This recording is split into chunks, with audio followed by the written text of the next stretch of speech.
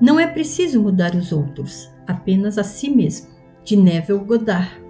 E por eles me santifico a mim mesmo, para que também eles sejam santificados na verdade. João 17:19. O ideal a que servimos e que lutamos por atingir jamais poderia ter envolvido de nós, se não estivesse potencialmente envolvido em nossa natureza. Meu propósito agora é recontar e enfatizar uma experiência minha que eu contei por escrito há 2 anos. Acredito que essas citações de A Busca ajudarão você a entender a operação da lei da consciência e nos mostrará que não precisamos mudar ninguém, apenas nós mesmos. Certa vez, no intervalo ocioso ao mar, estava eu meditando o estado perfeito e ponderava o que seria de mim se eu tivesse olhos puros demais para enxergar a iniquidade, se para mim todas as coisas fossem puras e eu não tivesse qualquer julgamento. Enquanto me perdia nesse cismar ardente, encontrei-me levantando acima do ambiente escuro dos sentidos. Tão intensa foi a sensação que me senti um ser de fogo habitando em um corpo de ar. Vozes que pareciam vir de um coro divino cantavam com a exaltação daqueles que se saíram vencedor de um conflito com a morte. Ele subiu e intuitivamente sabia que se referiam a mim. Então parecia que eu caminhava na noite. Logo cheguei numa cena que parecia ter sido o antigo tanque de impotentes, cegos, aleijados, encardilhados, esperando não pelo movimento das águas, como é de tradição, mas por mim. Conforme me aproximava, sem esforço ou pensamento de minha parte, eles eram, um após outro, moldado como se pelo mágico do belo. Olhos, mãos, pés, todos os membros faltantes foram tirados de algum reservatório invisível e moldado em harmonia com aquela perfeição que senti jorrar dentro de mim. Quando todos se tornaram perfeitos, exultaram em coro, terminou. Então a cena se desfez e eu acordei. Eu sei que a visão foi resultado de minha intensa meditação sobre a ideia da perfeição, porquanto minhas meditações invariavelmente causam a união com o estado contemplado. Estivera tão absorto com a ideia que, por um certo tempo, havia me tornado aquilo que contemplara. E o alto propósito com o qual me identificara naquele momento atraiu a companhia de coisas elevadas e gerou a visão em harmonia com a minha natureza interior. O ideal com o qual estamos unidos trabalha através da associação de ideias para despertar 1000 humores, a fim de criar um drama de sustentar a ideia central.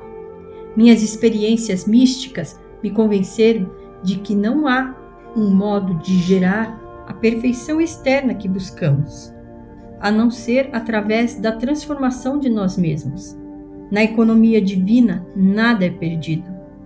Não podemos perder nada a não ser através da descida da esfera na qual a coisa tem sua vida natural. Não há um poder transformador na morte.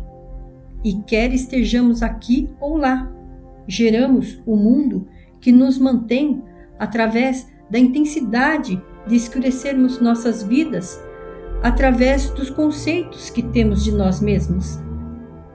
Nada é mais importante para nós do que nosso autoconceito. E isso é especialmente verdade em relação ao conceito do dimensionalmente maior dentro de nós. Aqueles que nos ajudam ou atrapalham, quer saibam disso ou não, são os servos da lei que moldam as circunstâncias externas em harmonia com nossa natureza interna. É nosso autoconceito que nos liberta ou aprisiona, embora possa se valer de meios materiais na consecução de seu propósito, porque a vida molda o mundo externo para refletir o arranjo interno de nossas mentes. Não existe outro meio de ocasionar a perfeição externa que buscamos. a não ser através da transformação de nós mesmos. Nenhuma ajuda virá do externo. As colinas a que voltamos nossos olhos são aquelas de uma cordilheira interna. Assim, é para a nossa própria consciência que devemos nos voltar, enquanto única realidade, a única base sobre a qual se podem explicar todos os fenômenos. Podemos contar totalmente com a justiça dessa lei para nos dar apenas aquilo que é de nossa própria natureza. Tentar mudar o mundo, antes de mudar nosso conceito de nós mesmos, significa lutar contra a natureza das coisas.